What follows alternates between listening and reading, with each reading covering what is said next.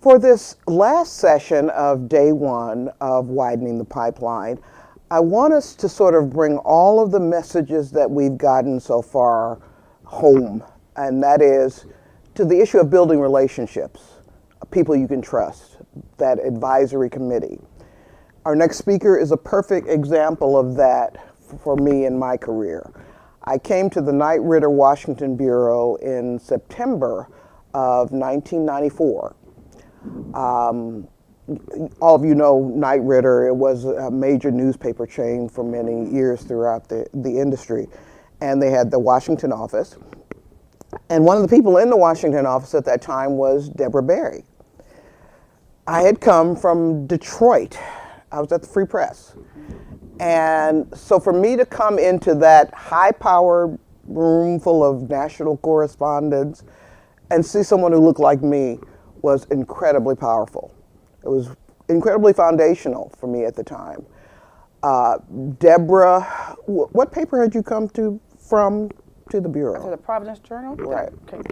So Deborah and I both have that experience of moving into that space that's rarefied, that's all white males, or they're running things, they're the big hotshot journalists or whatever.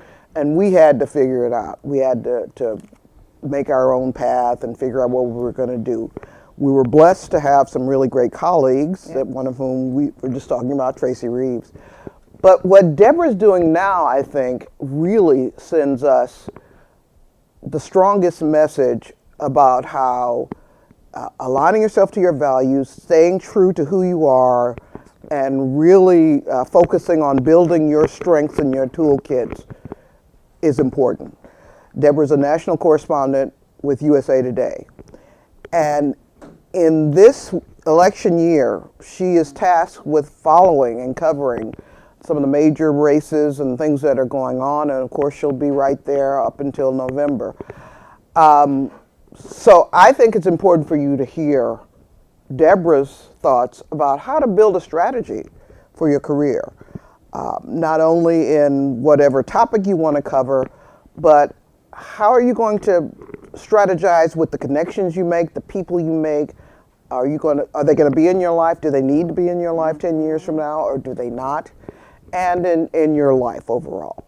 So, Deborah, thank you so much for joining us today. Thank you for having me. Tell us about, again, for me, I would like you to start with you making that transition from Providence to Washington, D.C. What was that like for you? Well, I was at the Providence Journal. Everybody knows where that is, right? Back in the day, it used to be a writer's newspaper. So that was one of the reasons why I went there, because I wanted to write all these big, glorious stories, as you all want to do, right? But then Knight Ridder called, and it was an opportunity to go to Washington, to be a Washington correspondent, which also sounded glorious too. Whatever. Whatever. So I came from the Providence Journal to the Knight Ridder Bureau, where I was a Washington correspondent for Knight Ridder's Indiana newspapers. So what that meant is, for the most part, I covered the Indiana delegation and anything of interest to that paper. But as Rachel said, well, that's actually, being in most places, especially then, I was one of a few. So even coming to the Washington Bureau, which was Chocolate City, even then, that still didn't mean it was Chocolate City in the newsroom, right? So still only were a few of us in the newsroom. So by the time Rachel got there, it was like, yeah, we got another one, right? We got another one. And then Tracy came. So I could literally count and name the people who were in the room. But that's been my path anyway, even today. And some of y'all work for the USA Today Network, so you know that the number of people in the room is kind of slim. But once you know what you're doing, whether it's a small newspaper covering the county government or city government or the school board, and then you go to the next place, it's just a different place. Then you come down to Washington, and that's the same thing too, covering lawmakers who were city councilmen half the time anyway. So it's using those same skills that you learned there that you just incorporate in a different environment. It just felt bigger and sounded better. During our prep call, we talked about, again, being strategic. How do you make decisions and choices about the stories you cover, the leads you're given, the tips, the thinking ahead a few weeks on what you're going to do? So I'm going to turn it over to you right now and the presentation that you put together to talk about these issues. Okay. keep going. Yeah, they get a minute to read it. There's text underneath. Oh. And this one has sound. Jim Crow, segregation. I personally wanted to get involved in the demonstrations because all my life we had to go to the back of the bus. The excitement of the demonstration also contained the element of danger. When you start doing something like that in the city back in the 60s, you got killed. Yeah. There are still vestiges of Jim Crow that exist because there's still systems in place that have not been broken or dismantled. The Civil Rights Act was passed in '65, and I think a lot of white folks said, oh good, problem solved. I think there was, is that the end of it? We're still having problems. People are still in denial. They don't think they're prejudiced. They think we are right. They think black people are all right. I still have a lot to work on. I'm showing you that because it was a recent package that I worked on that actually came up with the idea for and that I led. And I'm showing you that because it wasn't something that I had just thought of. It was something that happened because it was kind of a thought that someday I'm going to do. Someday I'm going to do this piece. And I'm showing that to y'all because I'm hoping and I'm sure that y'all have a gem of a story idea in your notebook, right? Y'all have that thing I'm going to get to one day. I can't wait to. Can you tell me what are some of the ideas you have that someday, when they finish making me go to cover the parade, I'm going to do this, right? Give me some. What's that story you got? Someday you're going to do it. I want to do. Oh, sorry. Hi, I'm Fernanda with the Austin American Center. I really want to do the history of bilingual education in Texas and how it went from being against Spanish speakers, but then benefiting the non-Spanish speakers by learning Spanish, and then the Spanish speakers were still kind of in the separate classrooms. Okay, that's a good one. I'll tell one. My name's Brianna. I work at Michigan Radio, and my dream story right now is the housing project that my family, 3 generations of them grew up in, is going to be torn down in 3 years. And I want to tell the story of housing projects in the country, how they were built, why, and why they're being torn down now, and hopefully use my family's narrative in it. It's a little project, a little story, right? That's what you're supposed to do. All right, what you got? Hey, Bradford Davis. Nice to meet you, and thank you for coming. I guess, one of the big ideas that's on the forefront of my mind is on evaluating, I guess, the ubiquity of domestic violence within the world of professional sports, and but particularly how sports leagues, and governing bodies perpetuate it through faulty sham investigations that kind of reflect all the problems that exist in policing and, bad HR departments and so forth. Wow. Okay. So little story ideas y'all have, right? I guess you can. Anybody else want to share? Hi, my name's Lily. I'm a photojournalist at the Des Moines Register. Mine, I had sort of started it and I want to restart it, but it's about black doulas and trying to curb the maternal mortality rate with black women, specifically in the Midwest, in Iowa and Nebraska. That can be even bigger than that after you do that one, and then you pitch the next one. After you do your local one, then you pitch the bigger one for the network, because you're a USA Today network. You got 200 papers, so you need to get that one out. All of us had those story ideas, right? Some from way back. Your careers are a little shorter than mine, or some that just happened. But what I want you to keep in mind, especially when we're talking about strategies, is even though you might not be able to do it now, right? Start gathering strength for it, right? Start building enough body of work, especially if you start doing a little piece, a little profile on the doula, or you do a little one on the sports. You start building your profile, you start building your body of work, so that when you get ready to make that pitch, number one, you're an expert in it. 2, you've already gathered research, right? I'm well equipped. And more importantly, you have people to tap, right? You have a story, you have a network, you have people, you have all those things that you can make it happen.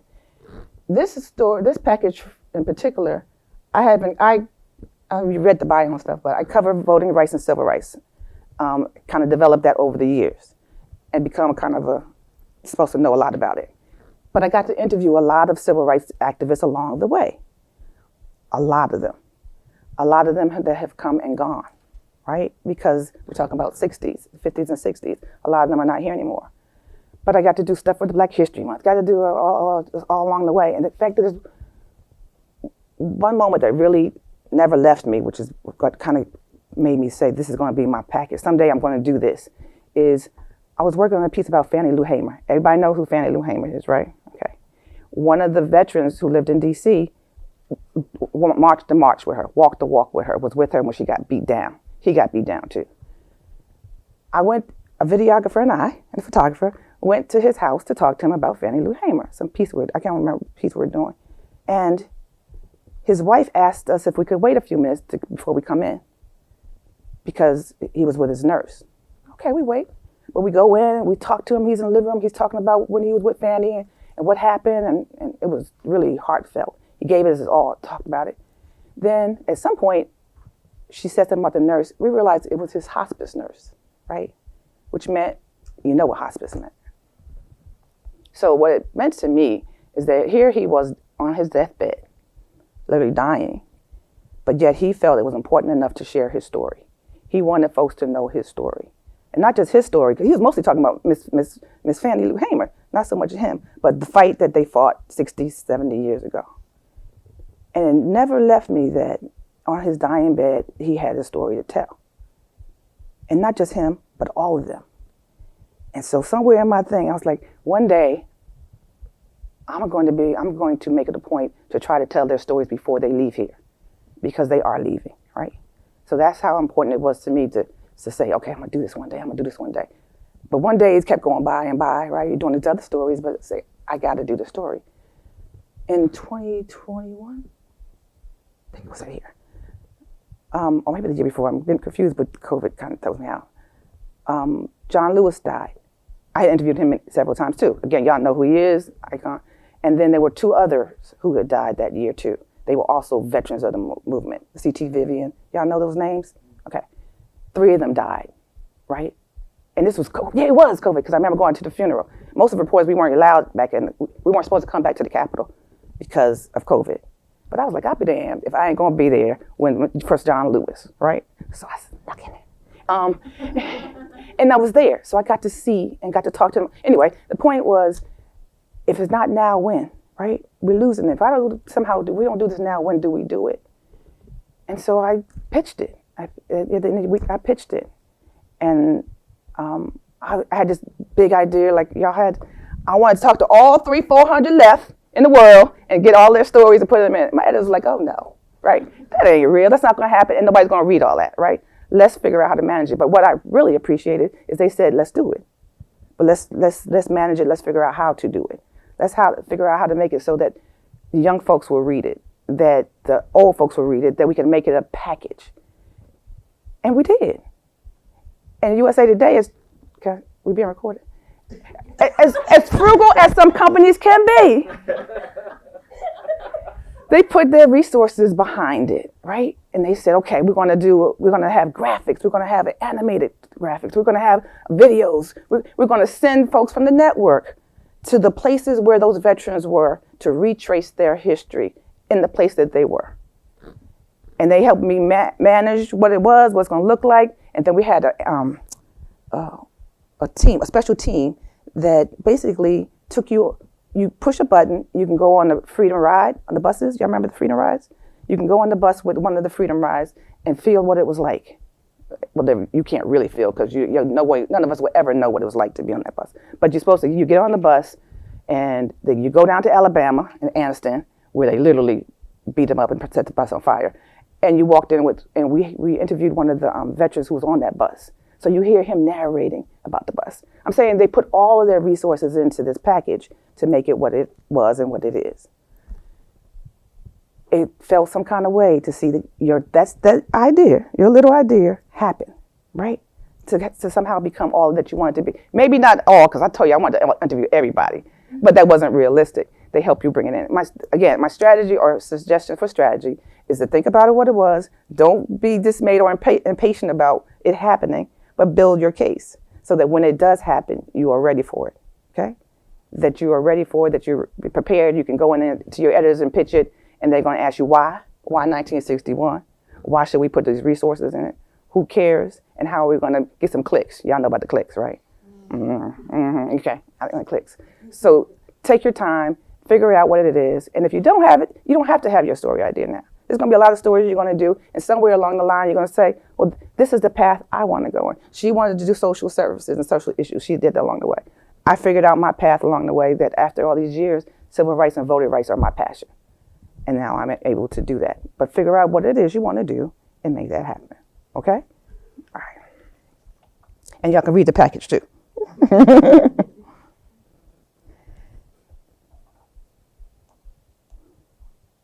One of the other things too, I should make sure very clear, and I'm sure you already deal with this. They not only ask you why you're pitching it, but they're always asking you about the why now. Do y'all have answers when they ask you why now? Sometimes no. So how do you get around the why? No answer. Well, I think what we talked about earlier, like you asked us to kind of what we're still living on to, like, and sometimes you're looking for that why now moment to happen. We know it's going to happen, but it hasn't happened. Right. That's a good point. Because my why now became when we started losing all those veterans, especially the John Lewises of the world, which everybody knew, started losing them, then maybe there is, right? Maybe the time is now. And maybe as impatient as I was before, maybe the time wasn't before. The time was when it was a perfect time for it to happen. But when it does happen, y'all be ready, right? Because sometimes that moment passes real fast. And I wish I coulda, shoulda, kind of be painful. I wish I'd done that story. I wish I had done a whole bunch of stories that give me pain right now. Build your case. I said that. Keep it on your radar. Even if you don't get to do it now, right? Keep it on the radar. It's okay to let it simmer and let it become even a better story, because now that you've covered sports more, now that you've covered some other issue, there could be that time when somebody's not going to take a knee that might make it relevant, where you can say, I'm ready to do that. So make sure you do that. And as Rachel said, how many of y'all has a lot of allies in your newsroom? How many of you have some enemies in your newsroom?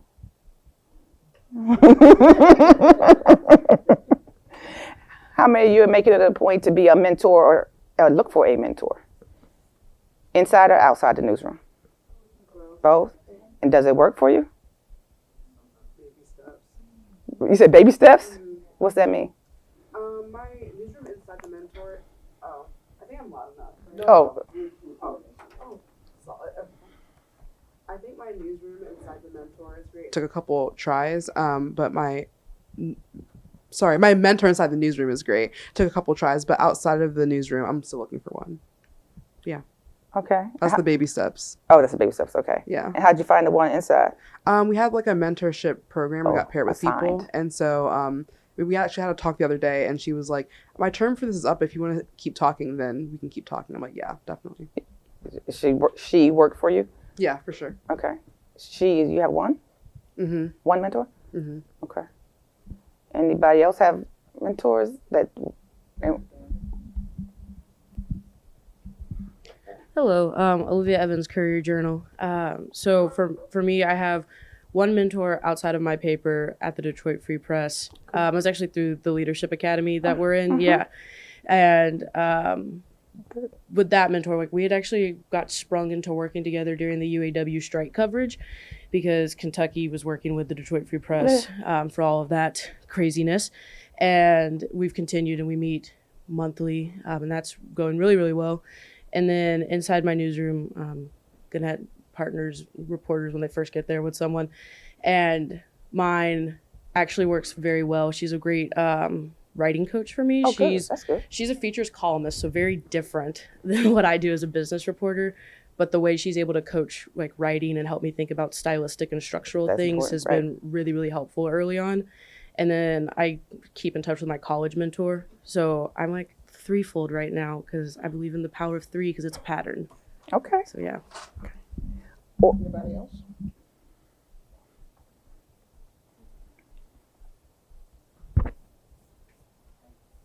Hey, I'm Julian Sarapu from the Boston Globe. Yeah, I have a number of mentors at different stages of my life, whether it be from internships or college or my current job. Like my supervisor is amazing. She always looks out for me. But like, I think also just as important is like trying to mentor other people, like always trying to put people on if I have the ability to. Sometimes people don't follow up though. So Right? I think you got to be able to see both sides of it too Right. when you're a mentor and a mentee to understand. I've also had a lot of people who were supposed to be my mentors and they never followed through, right? Like, and that happens too. People are busy, like you got to push the envelope.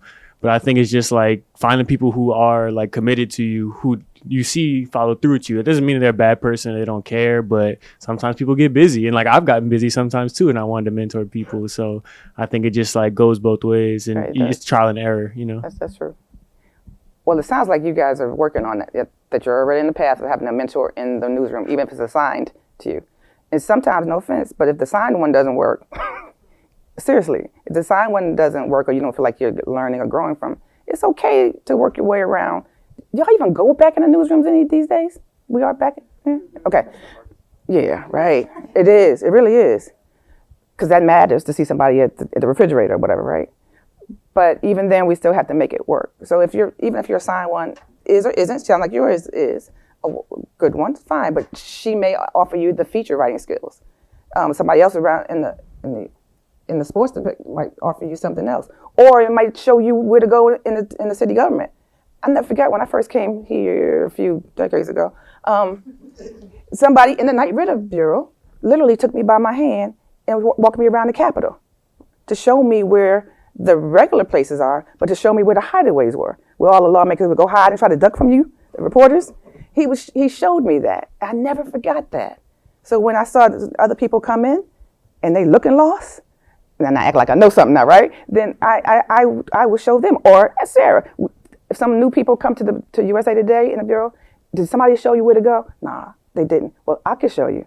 Just because you remember to find somebody that can help you in that way. And there'll be other mentors who can show you something different. Again, I know that you already have some in the newsroom, but make sure you have somebody out.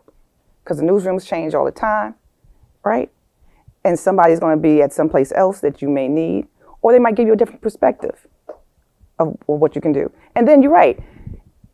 I can't tell you how many people I said, well, give me a call, and they don't. Okay, that's your, because I know an internship and a job over here that if you had called, I got you, or I'm gonna look out for you. And then you're right, we get busy, true. But I always respect people who are trying to reach out and trying to learn, or trying to get a mentor. I can't always be a mentor. Mentor could be a different level of mentor. But if somebody can help you along the way, or you never know who you're going to see again. How many years have we been talking about? 30 years ago? You don't know where your circle is going to be, where you're going to show up. And some of y'all might be my boss in a couple of years, right? I ain't going to forget that, right? I ain't gonna forget. But you never know. So get your allies inside and outside of your newsroom. About that ask, yes. Because just yesterday I got an email from a former mentee over in Nairobi. She's now here, but she asked about freelancing. She said, do you know any outlets that accept freelance work? That is a generic, that's like, of course, I know 10,000. And so for me, when I have time to get back to her, I am going to do her the favor of picking up the phone and saying, look, what are you working on? Who do you think might want it? What kind of piece, what kind of whatever, to help her be more specific in the ask. Because people are busy, but I like her, I respect her as a person, but she needed to do a more, so talk a little bit more about how we need to be more specific and know what we want to ask for. Yeah. I appreciate you saying that. Because I was on a deadline before I got here, right? And I'm going to be on deadline tomorrow. So my time is limited. And just like yours is limited and precious, so is mine. So if you are going to make an ask, you say, be specific. Tell me what it is you're looking for. Tell me when you're... I had 3 people ask me last week for a recommendation. I teach, by the way, a journalism class somewhere. And 3 students asked me for recommendation. What? Okay, when do you need it? What do you need? Give me everything. Give me everything I need to know so I can answer your your email, your call, your text, whatever, immediately, or not immediately, as complete as I can, because there probably is not a whole lot of time for back and forth. Give us everything you can right then so we can help you if we can. If you want our help, let us help you, but make it efficient for everybody, right? Did I answer your question? Absolutely. Yes. The efficiency. I am working on a piece about thus and such. I would like to freelance it. Can you recommend a place that I could do that? That would have made me, even as busy as I am this week, if I knew somebody who worked at, National Geographic, whatever, I could say, and if I, her reputation was strong and I knew she did good work, I would be willing to extend myself and say, well, send them a note or whatever. That makes sense? Okay. Another strategy, please. Make sure that you're part of an affinity group inside your newsroom and outside, right? So USA Today has an African American one, a Latino one. Oh, we have 1,000 of them. That's fine. Get to know, because you can do that. Get to know folks in there. But make sure you do it outside too. Everybody's part of NABJ, right? Or NAHJ, or, right? AJ, right? Everybody is part of one of the groups. Yes. If you're not, you better be. If you're not, you should be, right?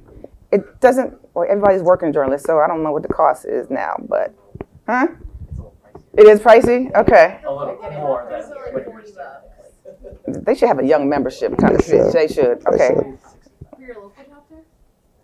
For what? I would join local over national.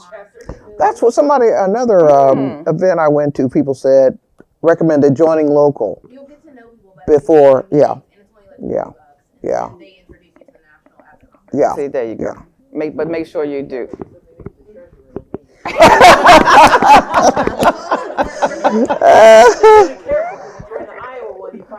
The 3 of y'all, exactly. Well, the 5 of y'all got each other back, though, right? Hey, that matters. It matters. It really does matter, whether it's the local chapter or the national. And then, of course, if you can afford it, because I know it's called to go to the national conference, but not just even those, the SBJ and JAWS and all there's a whole bunch of different organizations that still exist that you might want to have that relationship. Because number one, you can find your mentor there too. You can find some jobs there sometimes. Y'all past the internship stage. But then there's somebody who knows somebody who knows somebody. So make sure as part of your strategy that you join those groups, right? And the other groups too, the broader groups too. But make sure you join those groups, okay? That's a must. Another thing for your stories that your ones you're going to do now and those big ones. And I don't know why people don't do this. You need some allies outside the newsroom, sources too. Y'all know about the sourcing part. But there's one thing that I don't think people do enough of is get to know the regular folk in the neighborhood, right? I mean, for real. Go sit down with the pastor in the neighborhood, right? Go sit down with the activists. These are folks who are going to be, y'all know the basics of 101, but those are sometimes, allies might not be the right word we use for sources or people in the neighborhood, but in a way, they are. Or they could be, or you could be. Because oftentimes we are the voice for them. We write about stories for them. But one thing that, and I just literally went to LULAC conference. Anybody know what LULAC is? Okay, Latino organization. And the press people thanked me so much for being there this morning. Why you keep thanking me? Because nobody else was there. Wow. Right? Sometimes, and I have no daily story to write off of that, right? But I know it was important for me to at least be in the room, to meet the folk. They're talking about voting rights. They're talking about despair. They're talking about all kinds of stuff that I care about, and I need to have it broad enough, to talk. But sometimes it's just showing up in the room. I go to Congressional Black Caucus press conferences. Ain't nobody there neither half the time. That's okay. I might write a story off of that day. I might get a story idea. Or more importantly, the Congresswoman sees me, right? They see I'm in the room. And half time nobody answered the question because ain't nobody there. And so I get to ask the questions, and they appreciate the fact that I showed up. Show up, y'all. Show up. Show up at the sporting event. Show up at whatever it is, so that they see you in the room and know that you care. Think that you, even if they don't know, they think you care. Whatever it is, if you have the time, show up so that you build that relationship. Building a relationship inside the newsroom and outside the newsroom. And some of the people that I covered back in the day when they first came to Congress, they now running things over at the White House. The comms team are now running things at the White House. Yesterday, I went to the Department of Ed with the secretary. They had a regional roundtable. Because the young man who was the comms person for 3 congressmen back that I covered. And remember, those relationships matter because you never know what folks are going to show up. So again, part of your strategy, just show up. You'd be amazed how far that goes. Because I bet you if I call LULAC next week, they're going to answer my call, right? When I have to do a story about Latino voters, and then he's going to find me a voter over in Iowa. Wherever I need in the country, they're going, that matters, right? So make sure we do that. Was there a question about that? We good? Okay. Absolutely. Any questions about strategies? Any questions about knowing folks? No, everybody does that. Y'all do that already anyway, right? Yes. Let me get the mic. What did I do with it? Oh.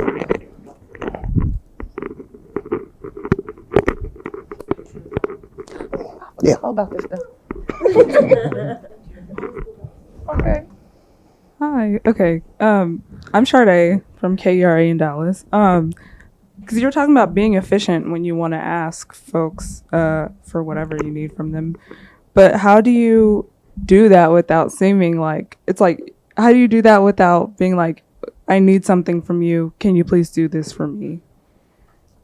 Does that make sense? This is a person that you already know, right? You're not doing a cold call. Yeah, it's like a mentor, but maybe you haven't reached out in a while. Maybe it's just been a while. Okay. Is that still appropriate? You know this person, not a cold yes, call, yes, right? Yes, yes. You have a little bit of relationship. How you doing? It's been a while. Right. Please say hi first, right? Right. Acknowledge them. How you doing? It's been a while. And then go ahead. Most of us know that. There's some people I can't call in years. Hey, how you doing? What? And then, yes, we understand that, especially if they're another professional journalist. Mm-hmm. They understand that. But if you have to have a little bit of relationship, or better yet, y'all, honestly, you talk to that mentor, you went and did your business, he or she's going doing theirs. Every once in a while, just drop a line. Deborah, how you doing? Just want to say hi. It's been a while. Just want to do it when you don't need anything, right? So they'll remember that what you call reached out, and then I'll say, oh, how you doing? What you need? How you doing where you are? I just asked you. No, I'll ask that in a minute. How you doing where you are? Because if you tell me you're not, and I'm cool with you, I'm going to help you find out where else you need to go or how to survive where you are. Thank you. Mm-hmm. But please don't wait you don't have to always wait. Just drop to say hi. So I'm glad that you said that because that's something that I always struggle with. Like I don't want to reach out to a person unless I have some like concrete update. Like it's not always to, like say I need this or like I need help, but like sometimes I'm just like, I don't want to be glib because people are busy, and some of the people that I've had the fortune of meeting and being paired with as part of whatever programs, like they're busy people, like, so I don't want to just say, hey, what's up? But you're saying that's a good thing. Yeah, it's not a bad thing. I mean, they don't. I don't think they have time for, like. How do you know? That's. How do you know they don't? Especially if you already have a little bit of a relationship with them, right? Enough for them to care about how you are doing, right? There's one young person who was an intern at USA Today. Every once in a while, she checks in, and I love to hear how she's doing. Just because she's number one, she says, "I've been watching you," which is cool. But more importantly, how you doing?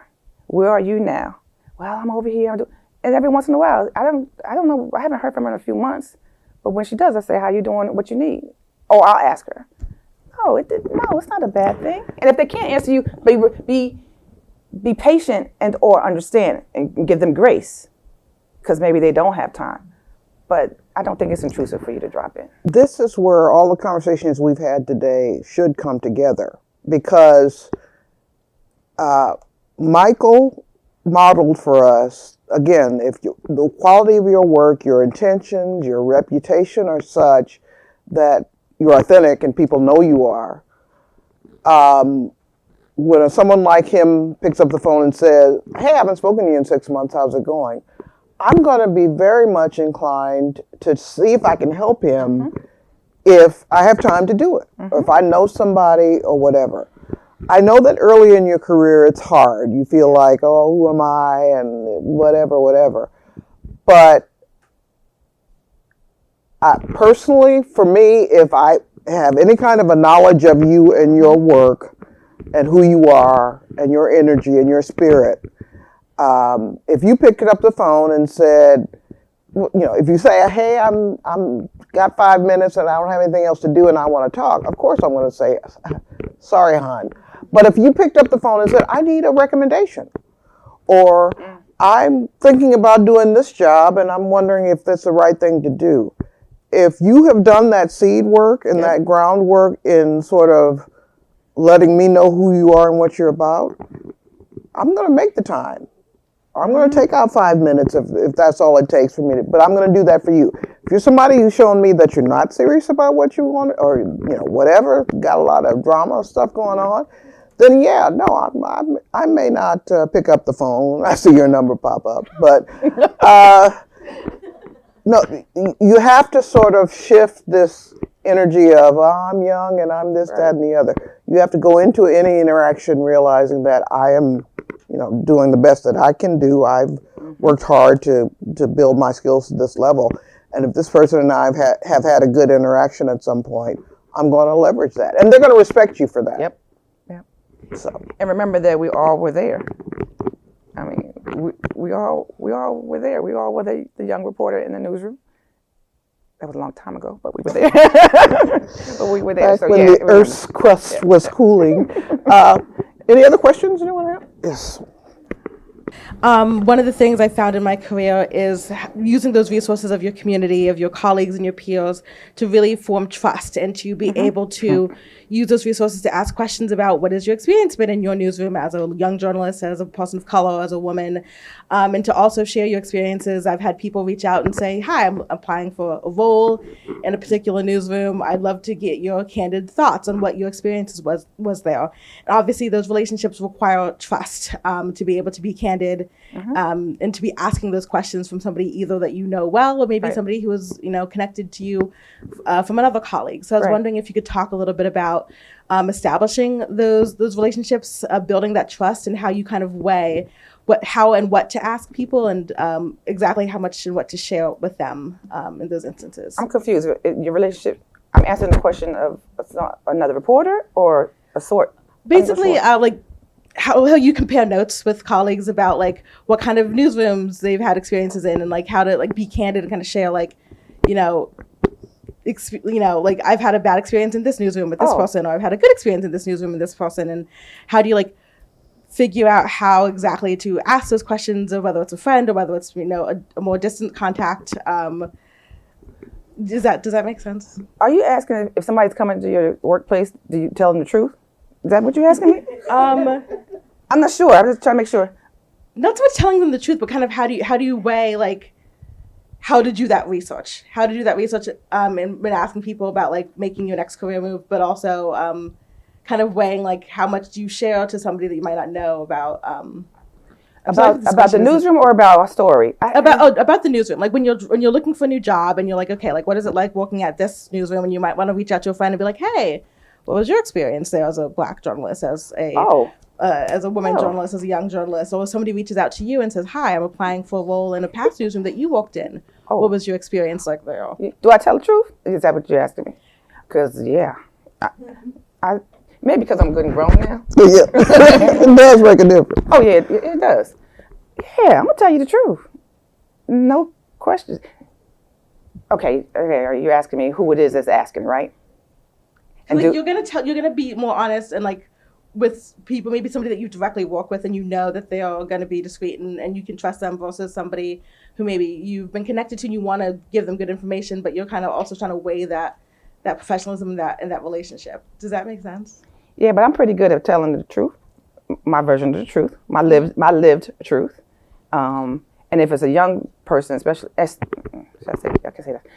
a young person of color who is asking me the truth about being a person of color in the newsroom, I'm gonna tell you the truth. Again, I don't get to tell you my own truth. Are you going? If you're going to ask me if you're going to be welcome in the newsroom, do I have troubles or challenges as a person of color in the newsroom? I'm going to answer that. Yeah, some newsrooms are better than others. I have to acknowledge that I come into this as a seasoned journalist, so what I say and do I can have more, maybe a little bit more of a platform than the younger ones. So I acknowledge that. I also know that I'm not going to tell the young journalists who just got there to go up there and start cutting up, right? not yet. You might have to been in the newsroom a couple of minutes before you can start, calling them out on some things. Or you might have had to earn is a strong word. Position yourself, right, where you can say that. But most times if you're in a place that's not going to let you be yourself, then you might not want to be there anyway. So I don't know if I answered your question. Maybe I'm the wrong person because I would tell you the truth. No, you did. I think everyone had different experiences with that based on like the type of newsroom that they had, the experiences that they had, the relationship with the person who's asking. Or so I always just love to ask that question to people because it's something that I've learned over the past few years of my career. Yeah, and sometimes it depends on who's coming and asking. If I know you enough to feel comfortable that I trust you, you're right. Because you can't trust everybody who's asking you a question. Why are you asking me? Right? Why you want to know? Are you trying to come to the newsroom? That's legit. Are you just trying to be nosy? That's different, right? Important piece of advice is consider the source. If you're asking questions about a situation, a new environment or whatever, and it's harder for younger people to do maybe because you haven't had enough of a broad range of experience. But if you ask the wrong person who is bitter, burnt out, angry, has a grudge, jealous, axe to grind, or is having an affair with their, whatever. No, seriously, you have to be able to sort of weigh all of that into whatever response they give you. And quite honestly, if it's somebody who might want that job instead of you, they could throw a monkey wrench in there just to keep you from coming. So that's why all of the advice about having your advisory committee together comes into play. Because the answer that you get from somebody who's sitting across the desk from you would be different than your neighbor who's a 65-year-old woman who's been in business and who's retired now, but has a different view of this, and she's going to tell you, keep this in mind. If you've got your advisory committee is all people who are on the same level as you, in the same business as you, in the same aspirational whatever as you, then you're not going to get enough of a contextual view of whatever question you're asking. You're going to sort of get the same thing, or they're going to be competing interests. So consider the source for any avenue that you're trying to get information about it. And be careful who you ask. Did somebody want on your end, Kayla? Be careful who you're asking what, especially if you don't know them well. Yeah. Because then that could very backfire important on you too. I was just gonna trust say, anybody I've that looks done like this you, by the a way. few times now. I've applied a couple places. I ask a white person and a person of color, what is the experience of like for people of color there? And I think it's very telling if a white person's not comfortable talking about it. Like that's just in my experience. Like that means, the newsroom's not talking about it, and that you feel that this is a secret thing. Like I think that tells me something. But I in my experience, the people of color, everyone is open to at least that question. I think the salary question is where I get pushback. People don't want to tell me how much they make or if mine is enough or whatever. I think that gets pushed back, but I've talked to like 6 newsrooms now, and normally either the editor will put me in or I'll just DM them hey, can I talk to you about this thing I'm applying to? And for the most part, in my experience, I'm I think people are open to that question at this point, at least. So, sorry, just wanted to add that. I think it's a safe question and people should ask it. Is my I think people are gonna tell the truth. Either it is a good place or it isn't, and we all know it's 2024. That question's gonna come up if you're a person of color. So I don't know. Oh, pass it. Hi, thanks so much for speaking with us. Sure. My name is Ampar Castillo. I work at a local news outlet in New York City, Epicenter NYC. And as someone who gets going back to the gem of an idea exercise, as someone who gets really excited about ideas and also works at a newsroom where people get excited about a bunch of ideas all the time, and then usually because of capacity or otherwise issues, nothing materializes. I'm wondering, what are the factors that you look into when deciding when is the right time to really pursue or really pitch out an idea, and if you could share a little more about how you, when you were speaking about the why now, how you answer that when it is a project that is very delving into historical context where the why now might not be as straightforward. Right. Well, some of it, like I said, sometimes it's building the case for. I mean, it might not be at that moment. And I got several stories up here that wasn't at that moment, right? But you build the case for it, and then when the time is right, whether it was the death of all those folks, or what did I do recently?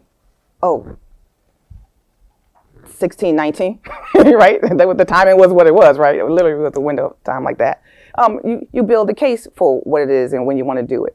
Your other question was about, so many things. Man, I come up with story ideas all the time. My editors be like, back off, right?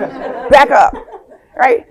But no, don't laugh at this, but y'all can laugh. I have a folder, and I literally put them down. Like, I wake up sometime with a story idea, right? So there is a folder in my house, I ain't gonna tell y'all where, and with a list of stories. I mean, just like, it could be a sentence. I'm gonna do that one day, or, like that.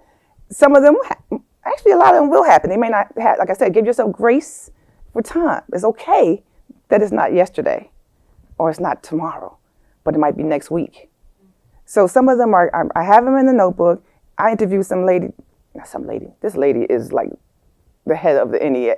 She's a big dog today for a story that ain't even started yet, right? I can tell y'all, it's about pipeline, black men in the pipeline for teaching, because there ain't none, right? There ain't none, I'm exaggerating, but there aren't a lot. And I know that's a story that needs to be done, right? That's how you, I know I got to do it one day. So she's sitting there, she had an NEA, which is National Education Association. She just come off the panel. Excuse me, right? We sit down for 15, 20 minutes, right? Talking about it, because it's in my notebook, I'm going to transfer. I'm building my case. And I mentioned to the editor, oh yeah, that's a good, I got three, 4 stories to do before that. I don't even know when I'm gonna get to that. But I'm building the case for it. I'm building the stuff so that I can be ready for when it's time. And time could be, who knows what's gonna happen this summer, or get ready to go back to the next beginning of school. That's a good time, right? We get back to school. We get ready to go back to school in September. We're looking at the stats of the teachers. There are 3 black teachers coming to this. I'm making up numbers now. Out of 1,000, here's my time. Here's my perfect opportunity. If I need a peg. Sometimes you don't need a peg. Sometimes you don't need a peg. You can pitch it, and then they'll tell you no. But then you come back a week later, 2 weeks later, and say, and freshen up the budget. Everybody does budgets, right? Freshen up the budget. Change it around a little bit. Move some words. And use, this year happens to be 1964. This year happens to be the 60th anniversary of Freedom Summer. Anybody know what Freedom Summer is? Please. Okay. So it's a big deal in the civil rights movement. Back in 1964 in Mississippi, they brought activists, mostly college students, all down to Mississippi to register black folk to vote. It turned the tide. It's a big deal. I pitched the story the other day, right? It's the anniversary, y'all, in case y'all don't know. And then you find where you can find that little spot where you can just kind of ease your way in. Because once you start saying anniversary or anything, they kind of like that, right? It's election year. Black folks are important in the vote. Mix all that together, and I got me a story, right? Find somebody in Louisville who was on one of those buses. Go. Maybe there might even be somebody in West Virginia. Which it probably is. But again, and to do that, strategies for finding these people, Facebook pages. What are some other ways that you can tap? If we're going to use that one as an example, tap the National Association of whatever. In this case, SNCC, Student Nonviolent Coordinating Committee, right? They have a whole project where they are highlighting their work. Call up the chair of that or the director of that. Can you give me some? I'm going to piece of such and such. Any people that you know of who were in the movement who were there? I did that. Honestly, I did that yesterday for this Freedom Summer story. I called up the lady who's the chair of the Mississippi Civil Rights, whatever. She gave me 5 people. Yeah, I already talked to 2. I got 1 more tomorrow. because my case is a little different because a lot of them are 89, they leaving here. So I'm literally got to get them while they're here. But you tap that National Association. Don't sleep on the pastors, because they know everybody. And if I call up such and such and say, Pastor Smith told me to give you a call, what you need, babe? I'm gonna get it in. And then when I'm finished with her, you know anybody else I can talk to? She's gonna give me the whole church delegation, right? The ushers, and the choir. I mean, we laughing, but I'm serious. It's very true. So do all that, and then again, they might say no the first time, or the second time, maybe even the third. But if you're passionate enough about it, keep it going. And then sometimes you might not do it in that newsroom. You might do it in the next one, because you're going to be in the next one, probably, right? Yeah, y'all going to be going to a few newsrooms. Just a quick follow-up. Yeah. Then when you do have all those ideas, are you just pulling out feelers or like slowly working on them until like, if one is more time sensitive, but like how do you navigate? You mean working on more than one story at a time? All of those like long-term, your dream ideas. Yeah, you're saying it's overwhelming sometimes, right? Is that what you're saying? What I'm saying is like, how do you manage all that? I don't do all very well. But I'm doing 3 now. I have a few long-term ones that are on my list. They're going to happen, right? Like I just told you, I'm gathering string for that one. I'm going to put that notebook on the side. But then I have some other stories in between. And you got to feed the beast. All y'all must feel that pressure, right? You got to turn in something today. And you got to get the clicks. I don't know if y'all dealing with the clicks okay. So you got to feed the beast. I'm turning in a feed the beast story tomorrow, right? But once I feed the beast, now I'm going to go back to this other piece that I'm really passionate about. It's still there. I've been working on that in between. It's a lot. It makes it, you have more work to do because you're doing 3 things at a time. But the one that you really care about, I was up at 1 o'clock last night, getting a couple of paragraphs on that one. Stop telling them I've been there. Because I wanted to make sure I was prepared for y'all too, because I felt passionate about this. So whatever you're passionate about, you're going to put your time in for. But yeah, I hope that helps. Okay. We'll take one more, and then I want to wind this up. Comment. Sometimes I found like time pegs because we look at analytics, and sometimes randomly a topic will have like a resurgence. And so maybe you don't want to always like pick your story assignments or reporting based on what people are clicking on, but sometimes you'll randomly find like a niche that will have a resurgence. And I thought that's been a good case for me to leverage to tell my editor, hey, people really care about this again. It may seem like evergreen or random, but people are caring again. So I thought that's you got an audience team. Huh? Let's give Brandon the last question here. Hello, Brandon with Capital B News. I'm curious, how has your coverage of voting rights changed over the course of your career? Whether obviously sort of the specific issues of voting rights change, but I'm wondering if your approach to how you cover it, the people you talk to, the kinds of people or issues you elevate. I'm just curious about an arc, if there's one, over how your thinking, your framing, your approach to voting rights coverage has changed. Well, honestly, as I told you, there's an extra passion because the veterans of the movement are leaving. So I do have that passion. But you know what's sad is I've been doing this for how many years, and I'm still writing about voting rights? Why? Or more importantly, I'm writing about the restrictions of, right? Or that they're pulling back. That's sad. But that's all the more reason why I need to write about it, right? So the thing about that is it's changed from what I write about. Before, I still write about the veterans and all that and what they did 60 years ago. But the point is, 60 years ago they did it. And when I was talking to the veteran yesterday, he's like, why do we still have to talk about this? I mean, not in bad, he wasn't saying bad to me. Like, he fought for this 60 years ago, and here I am calling him and asking about then and now. So, unfortunately, voting rights has given me a lot to still write about. We can get a lot of clicks off of voting rights because every state, half the states y'all in, are doing something that has, advocates will argue, is restricting, I have to write it like that, right? Advocates are restricting the rights of people of color to vote. So I don't know that my approach has changed. In fact, I'm probably more passionate about it than I ever was, right? And papers are receptive. The papers I gladly am excited to say that they at least still run those stories because they don't always get the clicks. But they feel like it's important for us to do. So they still have some of us writing those stories.